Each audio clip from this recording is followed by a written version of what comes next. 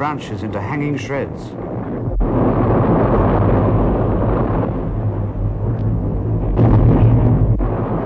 The crude iron of the shells shattered into huge ragged chunks that sometimes 2 men would be unable to lift. Men were squashed, cut in 2, or divided from top to bottom, blown into showers, bellies turned inside out and scattered anyhow, skulls forced bodily into the chest as if by a blow with a club. Here and there in the front line were a few men who by chance escaped. In all our minds we had the same thought, that everyone to right and left had been killed. A German airman reported, "It's done. We can pass. There's nothing living anymore." A young Hessian scribbled a last note to his mother. "There's going to be a battle here, the likes of which the world has never seen."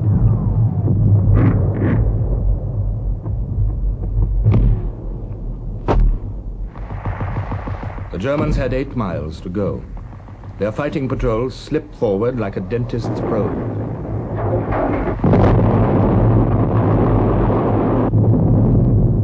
They moved slowly, not in a straight line, as though they were picking their way. Nothing could have looked less like an assault.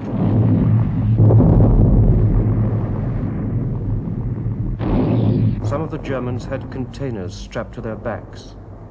They seemed like laborers going to spray the vines.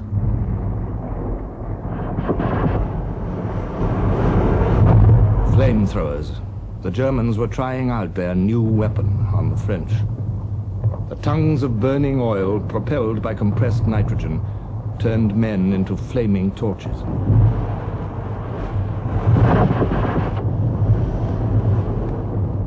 On the second day came the assault troops to exploit the gaps found by the fighting patrols.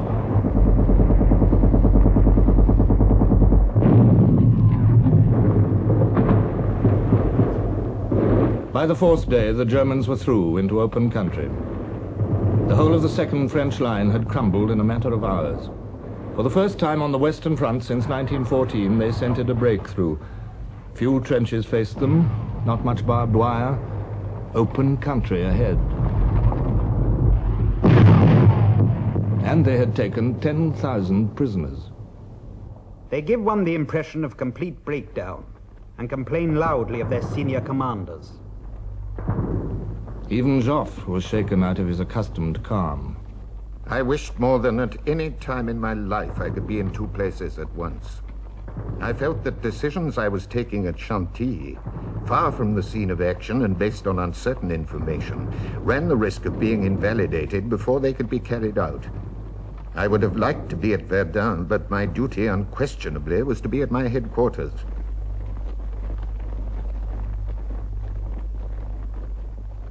The Kaiser was certain that Verdun was about to fall. He came up to watch the kill through a well-protected periscope. Would the front hold? By nightfall on February the 25th, only the forts and a few brave men barred the Germans' way. Fort Douaumont, its tortoise hump dominated the battlefield.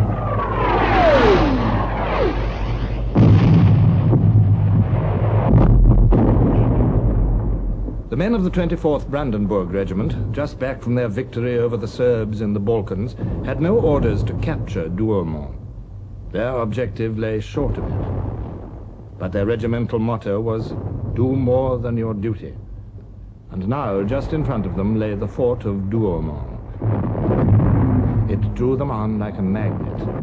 Unknown to each other, several small groups of Brandenburgers and pioneers entered Douaumont at various points.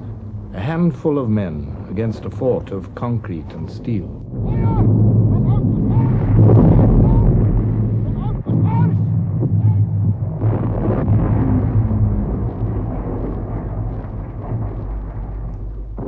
The Germans were astounded to find the fort was garrisoned by 56 elderly territorial gunners under the command of a sergeant major.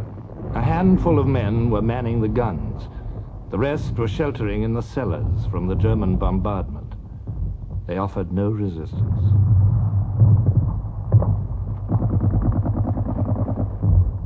Fort Douaumont, the world's most powerful stronghold, had fallen without a shot being fired. In Germany there was jubilation, and the Crown Prince himself decorated the victors, the brave Brandenburgers. But in France, not surprisingly, the disaster of Douaumont was played right down by French General Headquarters. The crowds of worshippers in Paris on that Sunday morning, February the 27th, were to find their newspapers full of evasions. The official communiqué spoke of a fierce struggle around Fort Douaumont, which is an advanced outpost of the old defenses of Verdun. The position carried by the enemy after several fruitless assaults which cost them very heavy losses has since been reached and passed by our troops. Evasions of this kind made matters worse, and the rumors passed from mouth to mouth that Verdun itself was lost. In Verdun itself, confusion reigned. "Run like hell, but no panic," one French officer was overheard to shout.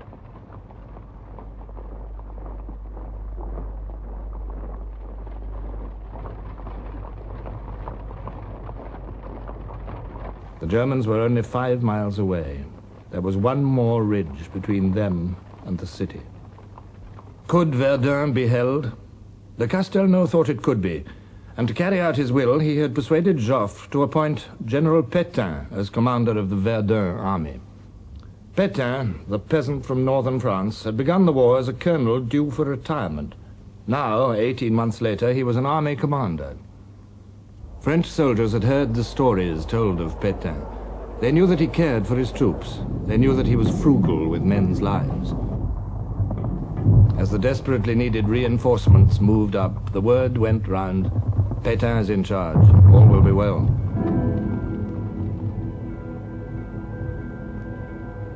"Conserve your strength. The counter-offensive will follow," Pétain told his commanders.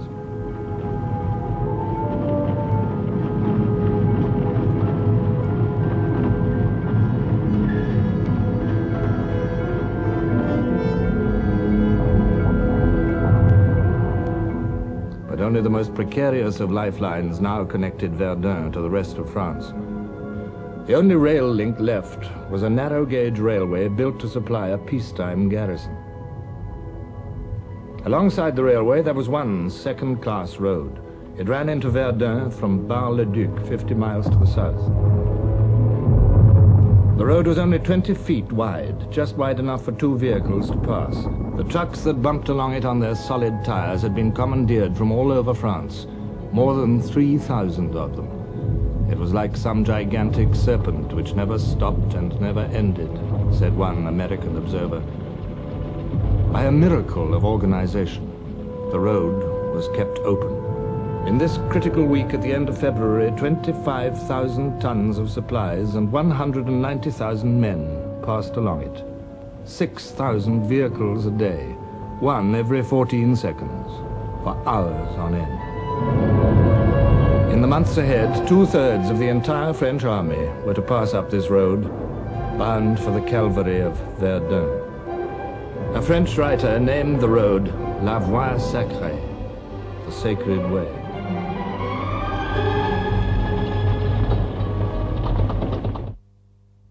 Now, in the lengthening days of March, the Germans extended their attacks to the west bank of the Meuse, and to a hill with the sinister name of Mort-Homme, dead man.